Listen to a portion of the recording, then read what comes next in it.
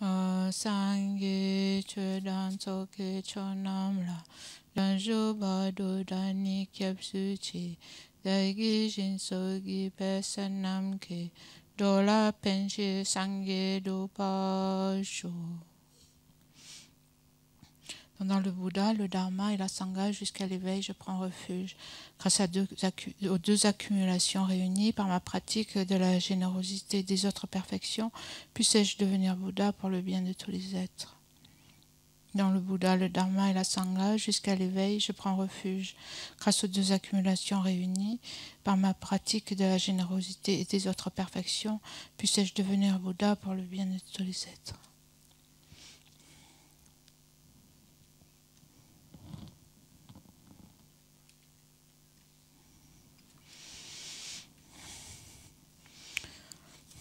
Donc, voilà, comment ça s'est passé? Ça allait, hein? Ça allait, les discussions, pas de problème majeur. Donc, Geshe-la n'a pas couvert beaucoup aujourd'hui. Hein? Je lui ai dit d'ailleurs, oh, il y a des fourmis. Je lui ai dit, à midi, je lui ai dit, Geshe-la, vous n'avez pas fait beaucoup. Oh, il était surpris. Après, il m'a dit, combien on a fait? On a fait 4. Ah oui, oui, oui, bien sûr. Mais bon, au niveau du texte, il a dit, ah bon? Oh. Il ne s'était pas rendu compte, je crois. Vous avez eu les questions? Par grand bonheur, Françoise m'a expliqué. Par Internet, oui. Est-ce que je peux les avoir? Merci. Donc, je propose qu'on on commence par lire justement les 4 strophes en question et qu'on les revoie. 45, 44, 45. À partir de 45, donc à partir de, disons, de 44, qu'on avait fait hier. Et bon, je vous ai dit déjà, j'ai des livres, mais aussi, tu l'as celui-là? Ouais. Oui, il y en a qui ont celui-là? Oui. Hein? Il est utile tant que durera l'espace. Vous vous en servez? Oui. Hein? C'est utile. Hein? J'ai aussi ce qui est assez intéressant, je crois que c'est de Alan Wallace, une traduction, je ne sais pas si c'est de lui en fait. Peut-être pas. C'est une traduction en anglais du texte Racine qui est bien utile en fait, parce que il y a beaucoup, la façon dont c'est mis, le sens est assez clair, et il y a beaucoup d'explications en fait entre crochets.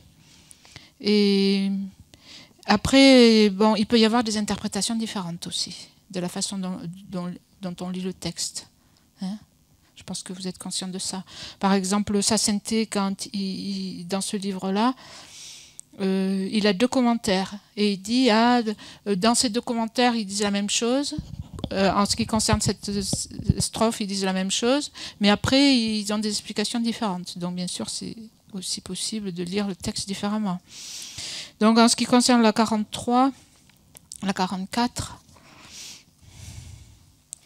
et je lis ici dans l'anglais, bien que les bhikshus soient la fondation des enseignements du Bouddha, donc les bhikshus, ça veut dire, c'est quoi un bhikshu? Oui, un bhikshu, c'est un moine pleinement ordonné. Hein, en tibétain, on dit gelong, un moine pleinement ordonné. Donc, bien que... Et ici, ça veut dire les arhats, en fait, les bhikshus arhats, les moines qui sont devenus arhats. Les arhats sont la fondation, le fondement de l'enseignement du Bouddha. Il est difficile pour vous de poser l'existence d'arhats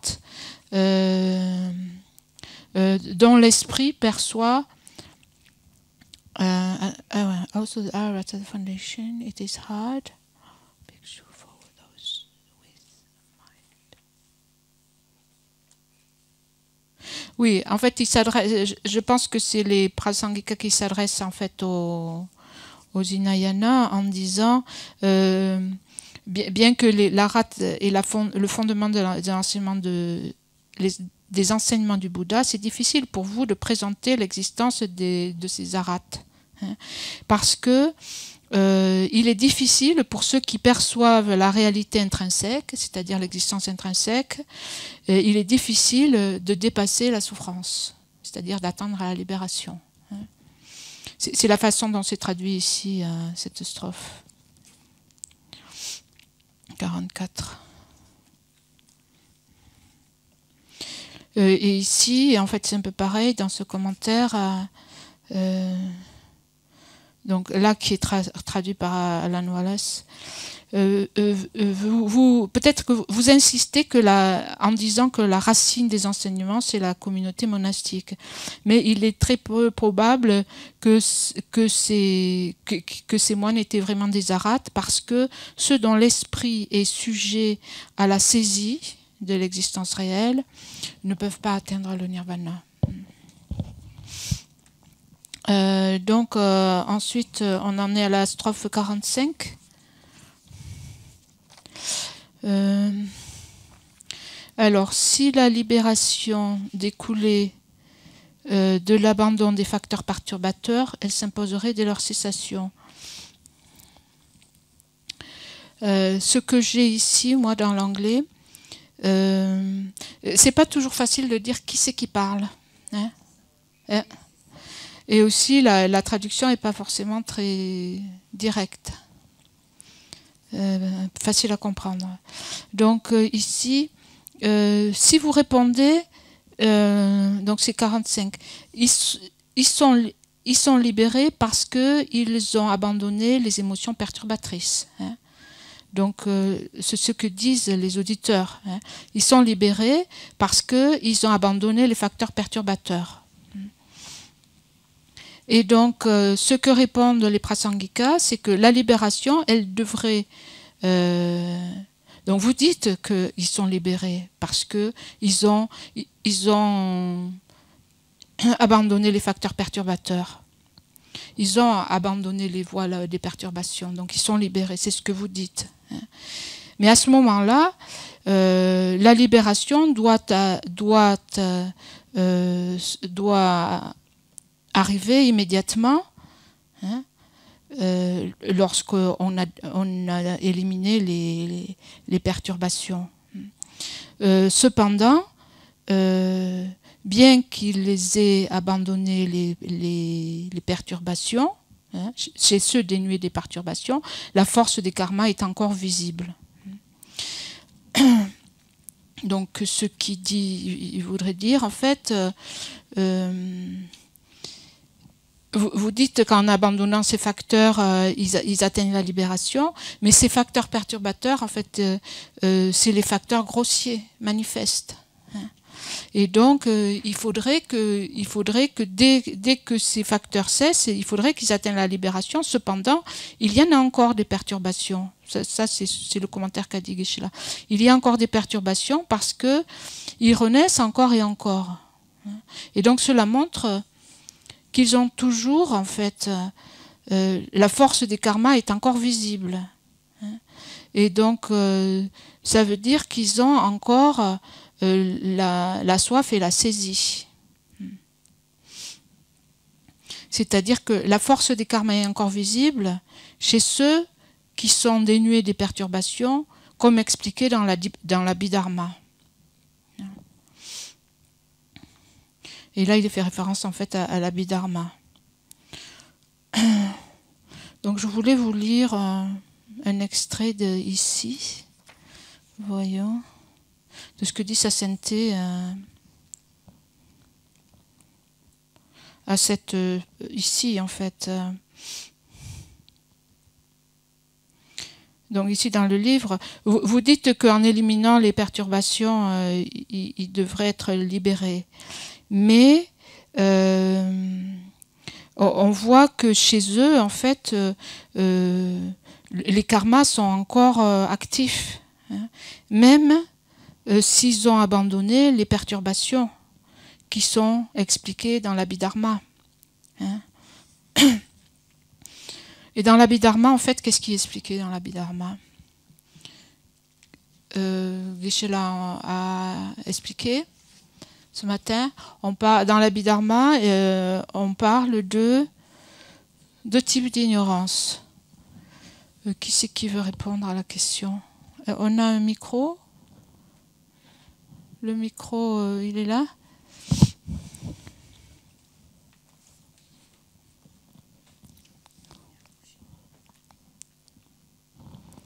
Oui, celui-là. Oui. Qui c'est qui veut répondre?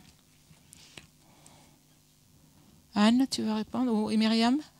Myriam? En fait, il est distingué deux types d'ignorance. L'ignorance qui est source de perturbation et l'ignorance qui n'est pas source de perturbation. Donc l'ignorance perturbée, c'est celle qui constitue la racine des existences cycliques. C'est en fait la saisie du soi grossier de la personne. Lorsqu'on s'en libère, on peut effectivement détruire les perturbations mentales les plus grossières. Et il faut aussi détruire les graines, parce que si on ne détruit pas les graines, on sera soumis à la saisie du soi et à la saisie et à la soif, et donc on renaîtra forcément dans un autre cycle d'existence. Et donc pour les mahayanistes, il faut effectivement aller aussi combattre l'ignorance qui, elle, n'est plus source de perturbation, mais qui est en fait qui est constituée par les empreintes de la saisie du soi comme existant de façon intrinsèque. Et donc, tant qu'il y a ces empreintes de la saisie du soi de la personne et des phénomènes, eh bien, il sera difficile d'éliminer les voiles de la connaissance et donc d'atteindre la bouddhéité. Donc, en fait, c'est là où les mahayanistes vont plus loin, puisque les hinayanistes s'arrêtent à l'ignorance, au fait de combattre l'ignorance source de perturbation. Et les mahayanistes disent qu'il faut aller plus loin pour atteindre la bouddhéité, puisque pour eux c'est l'objectif. Et ils parlent des empreintes voilà, et de l'ignorance donc non source de perturbation, mais qui empêche l'accès à l'omniscience et à la bouddhéité. Mm-hmm. D'accord. Est-ce que quelqu'un a autre chose à dire sur ce sujet? Oui, Anne. Il y a deux Anne. Oui, ok, les deux. L'une après l'autre. Vas-y. Donc, ce sont les voiles à la connaissance, ouais. Et qui ne peuvent être éradiqués que par la réalisation de la vacuité.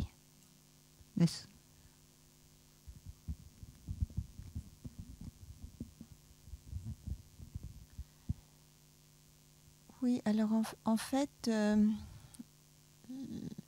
l'ignorance par rapport au... L'ignorance... Parle dans le micro. L'ignorance... Voilà, c'est bien. L'ignorance, donc, il y a donc l'ignorance perturbée, l'ignorance non perturbée. Bon, en fait, si on n'a pas réalisé l'ignorance non perturbée, on ne peut même pas avoir accès à la libération. Ce qui diffère, enfin, de ce que j'ai compris, ce qui diffère un petit peu de ce que je crois avoir entendu. Oui, mais qu'est-ce qui est dit dans l'Abhidharma, hein? C'est ça qu'on est. Qu'est-ce qu'il est dit dans l'Abhidharma? Et en fait, si on ne réalise que l'absence, le non-soi de la personne comme autonome et substantielle, on va avoir une ignorance perturbée. Si on réalise simplement le non-soi d'une personne autonome et substantielle, on aura simplement éliminé l'ignorance qui est une perturbation. On dit l'ignorance perturbée, ça veut dire l'ignorance qui est une perturbation. Voilà. Mais on n'aura pas éliminé les graines, et on n'aura pas éliminé l'ignorance qu'il faut éliminer pour avoir accès à la libération. et de ce fait, il faut absolument réaliser le non-soi. Le non-soi de l'existence. C'est-à-dire, on n'aura pas éliminé la saisie de l'existence réelle, qui est en fait, pour l'Abhidharma, donc ce que tu dis là, c'est la vision des Prasangika. Oui. Hein, mais dans l'Abhidharma, c'est ce deuxième type d'ignorance, qui est l'ignorance non perturbée, c'est un voile à la connaissance, c'est pas un voile des perturbations. Ce qu'il ne faut pas mélanger, si vous expliquez, c'est ce que dit l'Abhidharma et ce que disent les Prasangika, par exemple. Hein. Ce que tu disais là, c'était ce que disaient les Prasangika à ce sujet-là. D'accord, hein. Donc j'avais peut-être pas bien compris.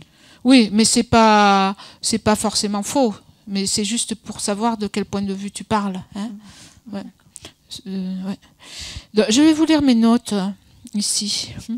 Les auditeurs, grâce à la réalisation du non-soi grossier, donc pour les auditeurs, avec la réalisation du non-soi grossier, c'est-à-dire avec la réalisation du non-soi qui est l'absence d'une personne autonome et substantielle, qui existe de façon autonome et substantielle, avec cette réalisation, ça suffit pour atteindre la libération. Alors que pour les Prasangika, bien sûr, il faut éliminer ce non-soi qui pour eux est grossier, hein, mais qui pour les autres en fait est subtil, hein, le non-soi, l'absence d'existence autonome et substantielle de la personne. Pour les autres, c'est le non-soi subtil. Mais pour eux, c'est le non-soi grossier. Bien sûr, pour les Prasangika, il faut l'éliminer, mais ça ne suffit pas à atteindre la libération.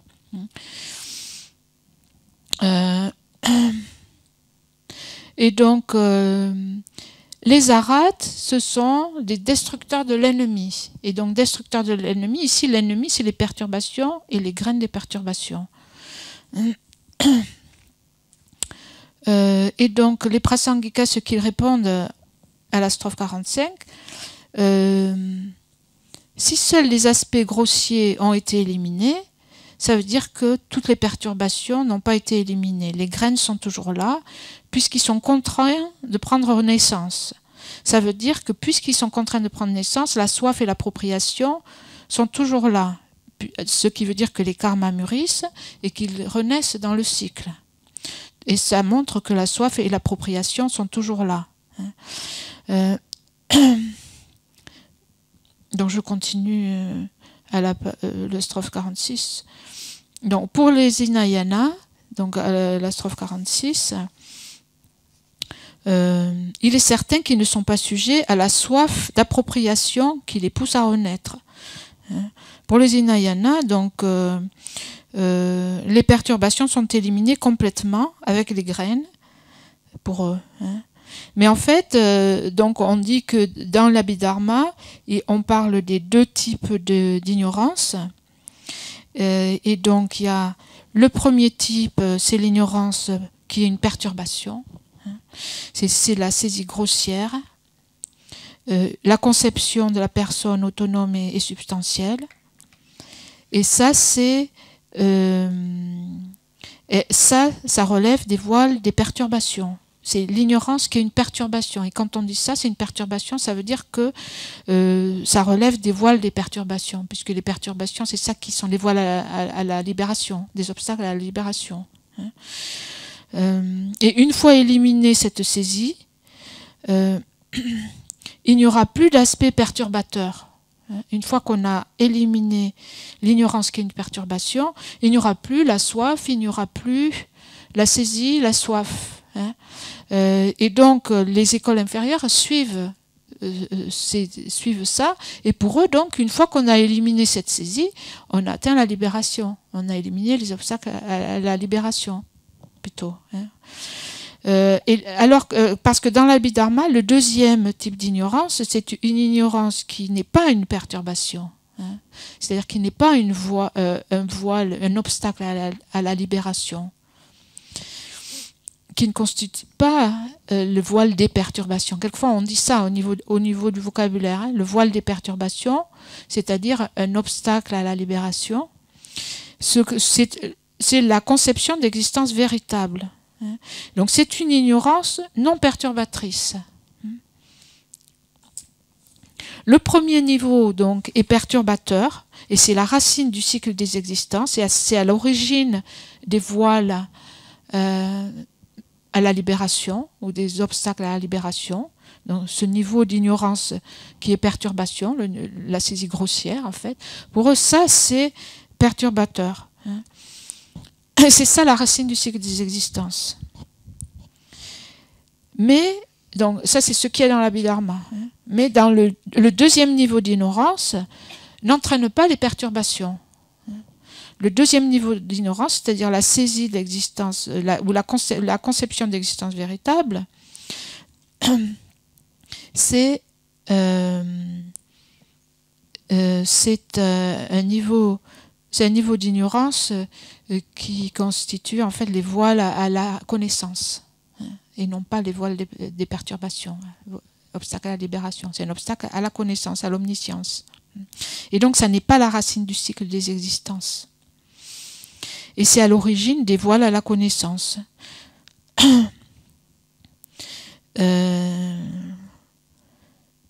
Donc c'est à l'origine des voiles à la connaissance qui nous empêche quelque part de connaître tout simultanément, tous les phénomènes simultanément et dans leur diversité. Et donc ce deuxième type d'ignorance n'est pas perturbatrice, elle n'entraîne pas les perturbations. Donc vous voyez bien dans les écoles inférieures en fait, qu'est-ce qui est voile à la libération? C'est la saisie subtile de la personne. C'est-à-dire la saisie d'une personne qui existe de façon autonome et substantielle. Ça, ce sont les voiles à la libération.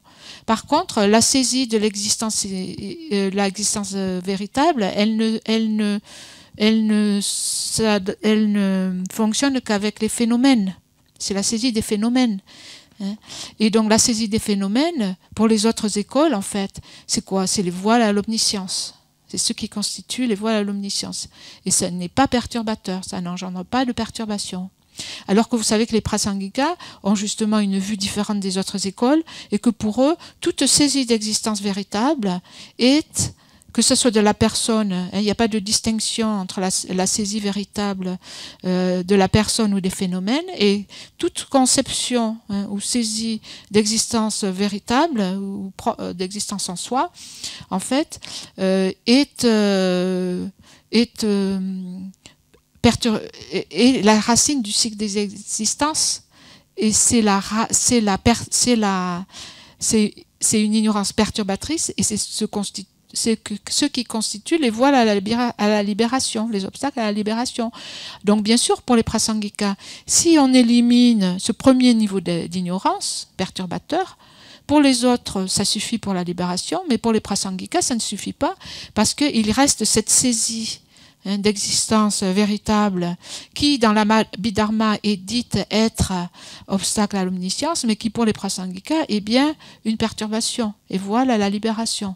Donc, ça veut dire que juste on en revient donc à ce qui est dit à la strophe 41,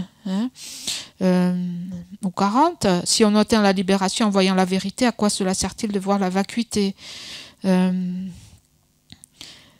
Il n'est pas d'éveil hors de cette voie, hors de la réalisation de la vacuité, qui est en fait la réalisation de l'absence d'existence inhérente de tous les phénomènes de la personne et des phénomènes. Et donc, en voyant la vérité, c'est-à-dire en ne réalisant simplement que le non-soi grossier, et donc on ne peut pas atteindre la libération. On n'atteint que quelque chose de temporaire, une libération temporaire, une cessation temporaire. Donc si la libération découlait de l'abandon des facteurs perturbateurs, la libération s'imposerait dès qu'ils ont cessé. Vous dites que la libération découle de l'abandon des facteurs perturbateurs tels que vous les entendez, mais c'est quelque chose de grossier. Si cela était vrai, alors la libération devrait s'imposer dès qu'ils sont arrêtés, ces facteurs que vous appelez ces facteurs perturbateurs d'après l'Abhidharma. Mais on voit que chez ces personnes qui sont dénuées des perturbations telles qu'elles sont expliquées dans l'Abhidharma, c'est-à-dire des niveaux grossiers, la force des karmas est encore visible. Et donc, je pense que les Nayana doivent répondre. Il est certain qu'ils ne sont pas sujets à la soif d'appropriation, hein, à la soif et à l'appropriation. La soif et l'appropriation, qu'est-ce que c'est? Ces deux facteurs. On les trouve dans quoi? Voilà, c'est les liens, dans les liens de la production interdépendante, les 12 liens, c'est les liens, quel numéro? Ceux qui poussent à renaître. Hein. J'allais dire 8 et 9, mais je ne suis même pas sûre que je suis... Hein? J'allais dire 8 et 9. Oui, c'est 8 et 9, ouais, je pense, parce qu'après, il y a le devenir, il y a la naissance, et puis il y a la vieillesse et la mort. Donc, c'est le 8 et 9, je pense. Hein? Les facteurs qui nourrissent le karma. Hein? Les facteurs qui nourrissent le karma. Donc,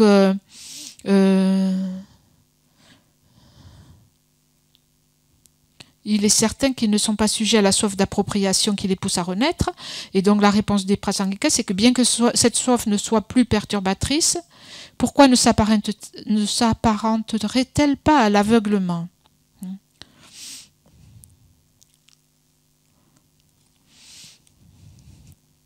Qu'est-ce que ça veut dire ça? Bien que cette soif ne soit plus perturbatrice, pourquoi ne s'apparenterait-elle pas à l'aveuglement? Tu veux prendre la sensation, ça vient après. Là, on est à la 46. Mais ça fait rien, vas-y si tu veux. Oui, ce que j'avais compris, c'est que l'aveuglement, qui est une forme de soif, il vient du fait qu'on est encore lié à la conception de l'existence véritable.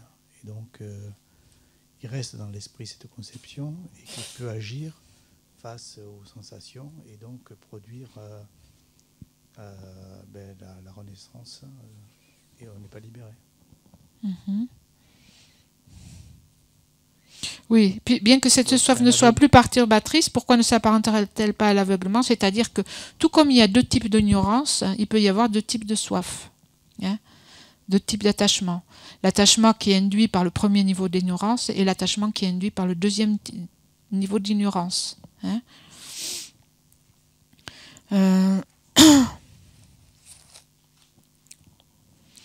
Donc ici, la traduction que j'ai, c'est que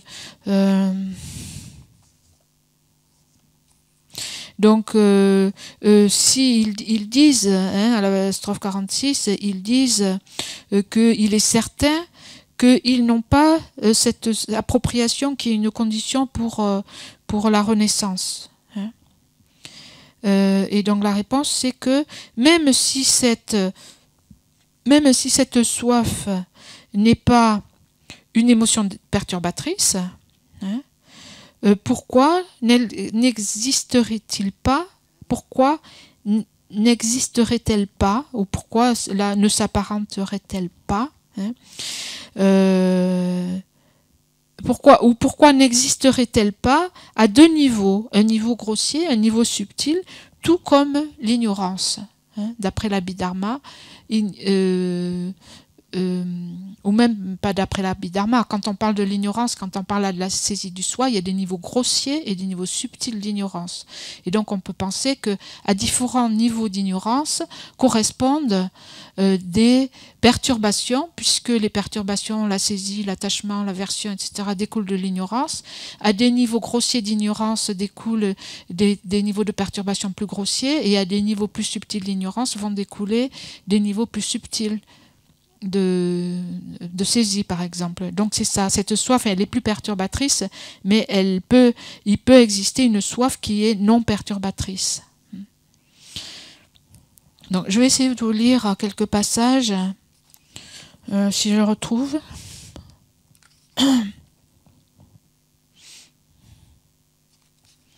Ce que je voulais dire.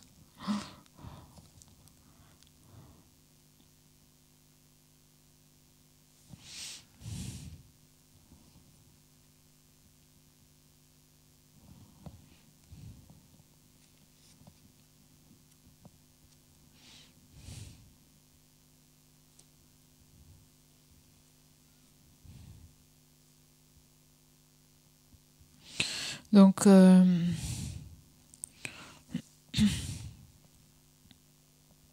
Donc vous expliquez les perturbations telles que l'attachement, l'hostilité, etc.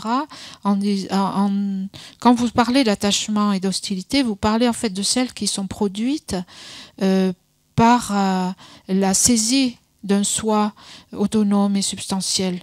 Mais ces perturbations-là sont très grossières. Elles sont beaucoup plus grossières que celles qui résultent de la saisie de l'existence véritable. En éliminant seulement les perturbations grossières telles qu'elles sont expliquées par la Abhidharma, et qui relèvent en fait des perturbations, ce que vous obtenez, c'est simplement une éradication temporaire des perturbations actives. Mais ce n'est pas suffisant pour devenir un ara, d'après les Prasangika. Parce que ces perturbations grossières ne se produisent pas parce que elles sont séparées de certaines conditions. Mais l'attachement subtil et l'hostilité subtile, qui résultent en fait d'une saisie subtile de l'existence réelle, ne sont pas supprimées, même temporairement. Elles sont toujours là. Elles sont actives et le résultat, c'est qu'il y a du karma qui est accumulé par ce niveau de saisie et d'appropriation, par un niveau plus subtil de saisie et d'appropriation. Et le pouvoir de ces actions, le pouvoir de ces actions contaminées, on peut le voir, on peut le déduire à la fois des raisonnements et on peut le déduire aussi des textes. Et sa sainteté dit ici, par exemple, il y a des personnes en Birmanie de nos jours que l'on considère comme des arates. Bien sûr, je ne peux pas juger leur niveau de réalisation, mais mon opinion est que ils ont seulement supprimé, ils ont simplement,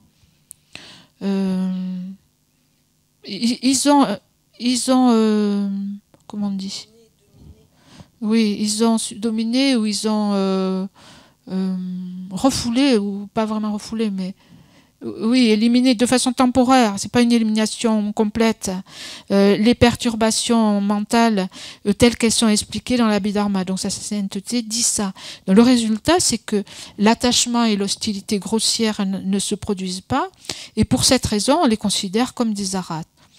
Mais s'ils avaient réalisé la vacuité subtile, ce serait vraiment des arates. Et sinon, ce seraient des arates tels qu'ils sont décrits dans l'Abhidharma. Mais pour les Madhyamika, qui considèrent la saisie de l'existence réelle comme une perturbation, ça ne serait pas des arates. Donc j'ai reposé la question à Geshe-la. C'était clair la réponse? Plus ou moins? Oui. Oui, d'accord. Avec ces strophes, de toute façon, avec ces strophes, ça explique bien. Donc, quand j'ai posé la question à Geshe-la, en fait, la façon dont la question a été traduite n'a pas été traduite complètement la façon dont je l'entendais, parce que moi, ce que je voulais demander à Geshe-la, c'est est-ce qu'on considère quand même qu'il y a des arates chez les Hinayana? C'était ça la question. La façon dont Valérie a traduit la question, c'était est-ce qu'on considère, d'après leurs tenets, comment on dit, d'après leurs assertions, d'après les assertions Hinayana, est-ce qu'on considère qu'il y a des arates? Non. C'est ce qu'on a expliqué aujourd'hui dans tout l'enseignement pour les Prasangika. Donc on fait la différence entre les philosophes et les pratiquants. D'après la philosophie des Hinayana, pour les Prasangika, c'est-à-dire si on élimine ce qu'ils considèrent être les voies à la libération, pour les Prasangika, ce n'est pas les voies à la libération. Donc, d'un point de vue, disons, dogmatique au niveau de la philosophie, en suivant ce qu'ils décrivent eux comme la libération, non, on ne peut pas devenir arat pour les Prasangika. Donc ça, on l'a bien compris puisque c'est la démonstration. Mais bon, ma question ne relevait pas trop de ça. Ce que je voulais demander, c'est est-ce qu'il y a des pratiquants Hinayana? Et bon, Geshe-la, je pense, a répondu à ça. Je lui en ai reparlé après, en lui disant, la question c'était plutôt, est-ce qu'il y a des pratiquants Hinayana qui réalisent quand même l'état d'Arat? Il dit oui. Hein, parce qu'on fait la différence entre les philosophes et les pratiquants. D'ailleurs, quand on étudie le Drupal, les écoles philosophiques, on dit certaines personnes peuvent être, par exemple, des pratiquants Mahayana, mais au niveau philosophique, détenir des vues philosophiques du Hinayana et vice-versa. Certains pratiquants peuvent être des pratiquants au niveau du Hinayana, mais détenir des vues philosophiques qui correspondent à des vues Mahayana. Hein. Donc, ce qui veut dire, c'est que oui, il peut y avoir des pratiquants du... Bien sûr, on accepte qu'il y ait des aras, des véritables aras, mais ça veut dire pour les prasangika qu'ils ont réalisé le non-soi des phénomènes.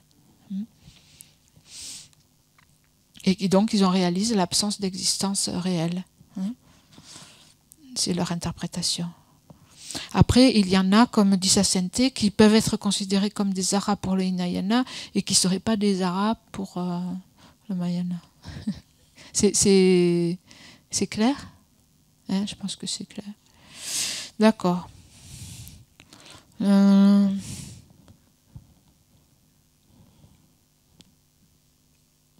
Oui, qu'est-ce que c'est un arat? Un arat, c'est un destructeur de l'ennemi. C'est ceux qui atteignent la libération. Ceux qui ont atteint la libération. Donc, il faut faire la différence entre un arya et un arat. Hein. Un arya, c'est... Voilà, quelqu'un qui a réalisé la vacuité directement. Hein. Un arya. Un arat, c'est un destructeur de l'ennemi. C'est-à-dire, un arat, c'est la personne qui a atteint le nirvana, hein, qui a détruit complètement les perturbations et leurs graines, les voiles à la libération, et qui a atteint le nirvana, qui a atteint l'état d'arat, la libération.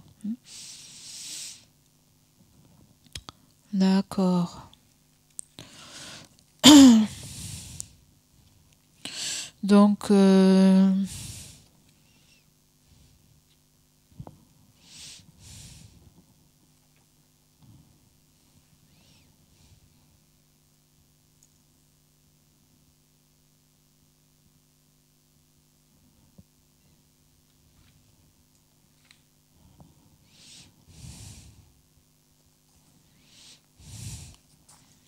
donc ici aussi dans ce livre, hein, il y a l'explication, elle est à partir de la page 145, différentes approches de la vacuité et de l'objet à réfuter.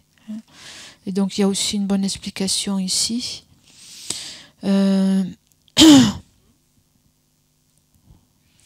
donc là par exemple, à la page 149-150, donc ça dit, retenez qu'en fonction de la subtilité plus ou moins grande avec laquelle on détermine l'objet à réfuter, retenez qu'en fonction de la subtilité plus ou moins grande avec laquelle ils déterminent l'objet à réfuter, les philosophes bouddhistes reconnaissent aussi des saisies d'absolu, de subtilité variée, ce qui implique des approches non moins graduées des facteurs perturbateurs les accompagnant.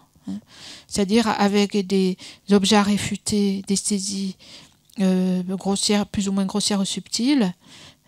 Les facteurs perturbateurs aussi sont présentés comme étant plus grossiers ou plus subtils.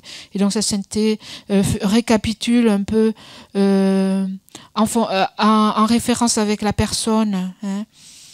Au fur et à mesure que l'on affine la connaissance qu'on a de la vacuité, on s'aperçoit qu'on doit également établir un tableau des différentes saisies. Ça, c'est la page 149 et à la page 150. Juste en bas de la page 149. On s'aperçoit qu'on doit également établir un tableau des différentes saisies fausses, opposées, de la plus grossière à la plus subtile. Donc, par exemple, si on prend l'individu est vide d'un soi permanent, un et indépendant. Il est vide d'un soi autosuffisant et substantiel, deuxième niveau. Il est vide d'une existence établie de par ses caractéristiques propres en tant que base conceptuelle de la perception représentative l'appréhendant. En d'autres termes, l'individu ne se produit pas de lui-même par son propre pouvoir en tant que base conceptuelle de la perception discursive. L'appréhendant, qui c'est qui dit ça? Les Chittamatrins. Ensuite, l'individu est vide d'une existence absolue, ou d'une existence réelle, et l'individu est suivi d'une existence établie de par des caractéristiques propres. Vous voyez qu'à propos du seul et même individu, on peut déterminer bien des natures dont il serait vide, c'est-à-dire dépourvu. Et donc, en référence à 5 modalités de vide, aux antipodes de ça, il y a 5 visions erronées. Ça, c'est à la page 151. En résumé, c'est bien parce que Sacenté explique, et puis après, il dit toujours en résumé. Donc, c'est bien, on peut lire le résumé comme ça. On s'y retrouve. Donc, si on prend l'individu pour référence, on distingue 5 modalités de vide, et aux antipodes de ces modalités de vide, de ces vacuités, il y a 5 visions erronées qui prêtent à l'individu des états dont en réalité il est exempt. Ces 5 méprises sont loin d'être équivalentes. Nous les envisageons du plan grossier au plan le plus subtil.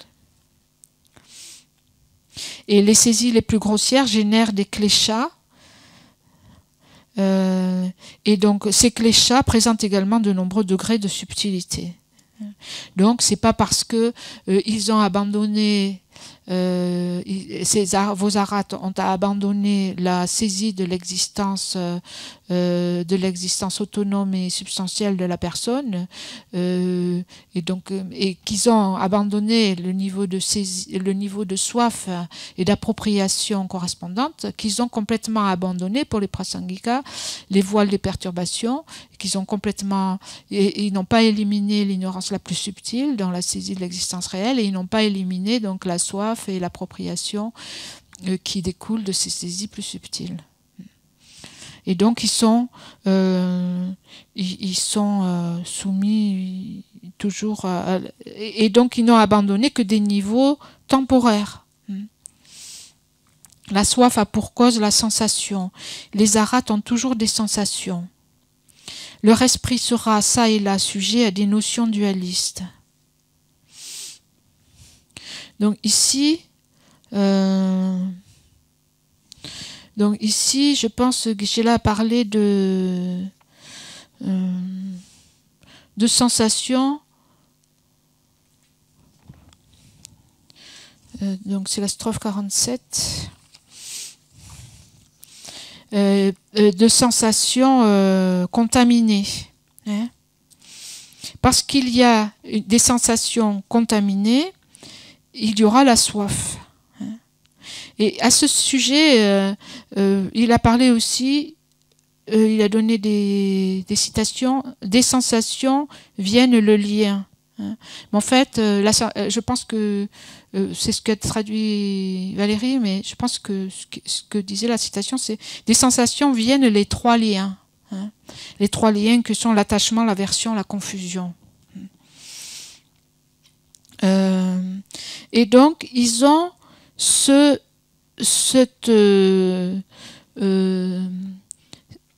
sensation. Ils ont toujours des sensations.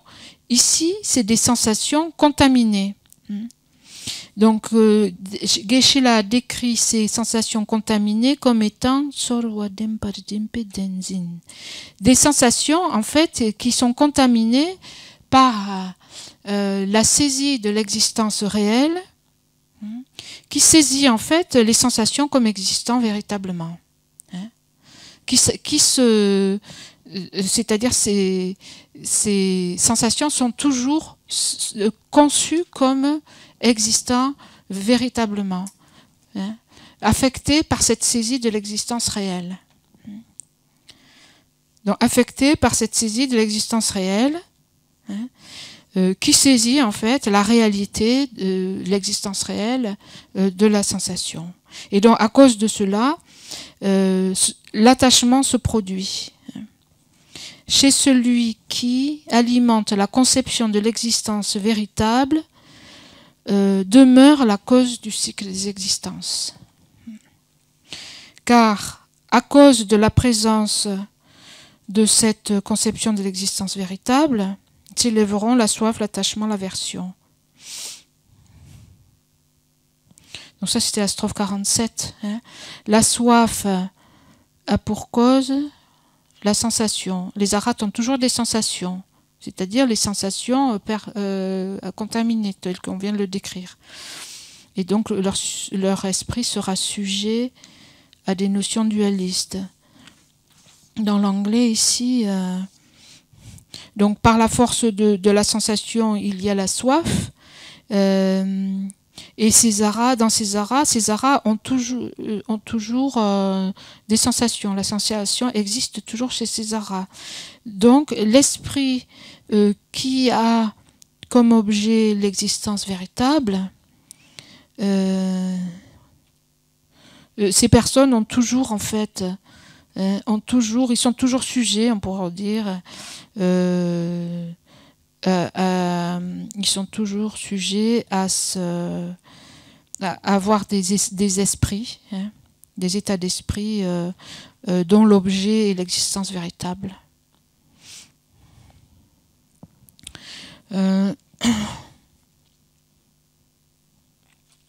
Donc que la pensée qui ignore la vacuité s'interrompe, elle s'élève à nouveau, ça c'est la strophe 48. Que la pensée qui ignore la vacuité, même si les perturbations sont éliminées, hein, même si les perturbations sont éliminées par les perturbations sont éliminées par la réalisation du non-soi telle qu'elle est décrite dans l'enseignement sur les 4 nobles vérités, c'est-à-dire par l'élimination de la conception de la personne existant de façon autonome et substantielle, même si les perturbations correspondantes sont éliminées. Si la pensée qui ignore la vacuité, hein, que cette pensée qui ignore la vacuité s'interrompe, elle s'élève à nouveau. Comme dans l'absorption, c'est-à-dire les perturbations, je pense. Comme dans l'absorption sans identification. Voilà pourquoi il faut s'habituer à la vacuité. Donc même si les perturbations sont éliminées, ce sera temporaire, hein, parce que les perturbations s'élèveront de nouveau.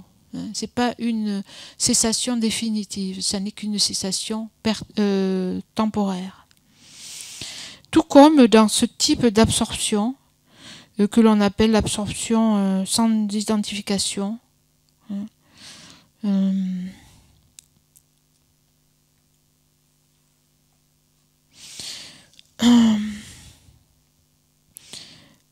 Et donc, quand la personne sort, il y a des absorptions, une absorption, de ce type d'absorption en fait, sans objet. Une absorption sans identification d'objet. Donc c'est une absorption méditative où il n'y a pas d'objet qui se présente. Donc il n'y a pas de perturbation. Mais quand la personne sort de cette concentration, lorsque les objets se présentent de nouveau à sa conscience, hein, parce qu'il n'a pas éliminé les perturbations et les graines, donc les perturbations se représenteront de la même façon. Les Prasangika disent, avec les 16 caractéristiques, c'est-à-dire lorsqu'on réalise l'absence d'un non-soi grossier,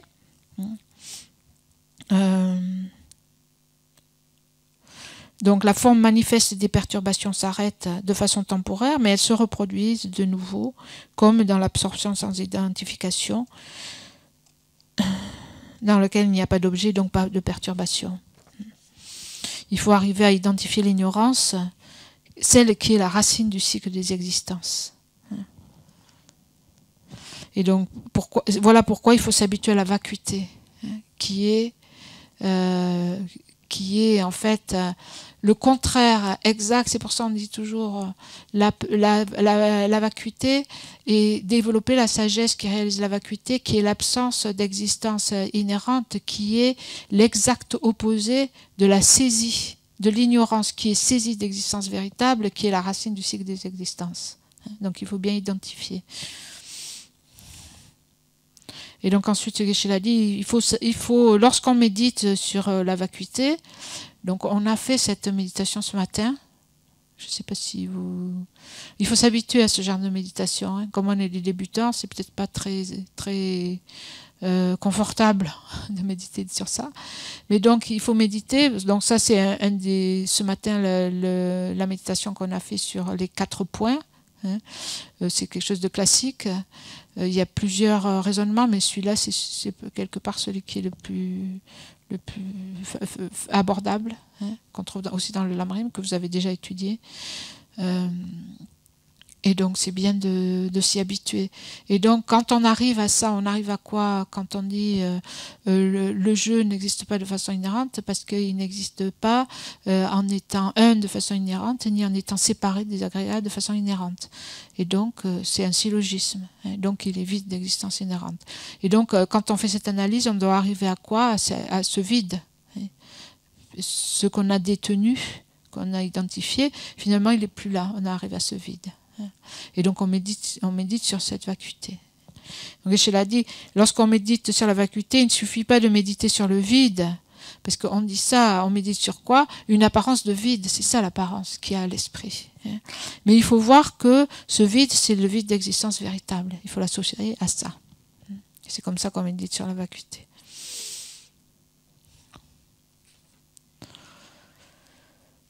D'accord. C'est bon? Hein? Hein? Pour aujourd'hui. Donc c'est bien parce qu'aujourd'hui, comme en fait on n'a pas fait beaucoup, on n'a pas beaucoup avancé, mais ça veut dire qu'on a, hein, on a bien compris parce que ça a été bien expliqué, hein, et donc on a bien digéré et on a compris. Merci. Donc, si les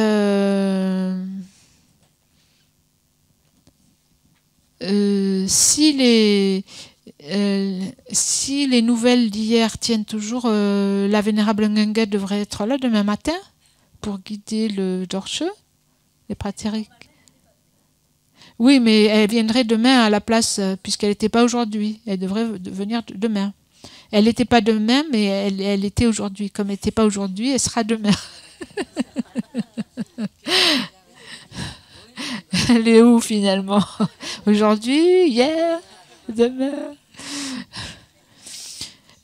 Donc, je vous dis ça à 7 heures, hein, pour confirmer. Et demain, on fera la méditation à 9 heures. D'accord?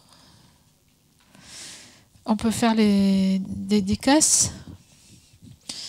Juste pour que la bodhicitta, hein, qui n'a pas vu le jour, naisse dans nos cœurs et dans le cœur de tous les êtres. Et que celle qui a déjà vu le jour ne dégénère pas, mais s'accroisse de plus en plus. Et aussi que la sagesse qui réalise la vacuité d'existence inhérente, qui n'a pas encore vu le jour, puisse-t-elle naître dans nos esprits, celui de tous les êtres, et là où elle est déjà née, puisse-t-elle ne jamais dégénérer, mais se développer de plus en plus.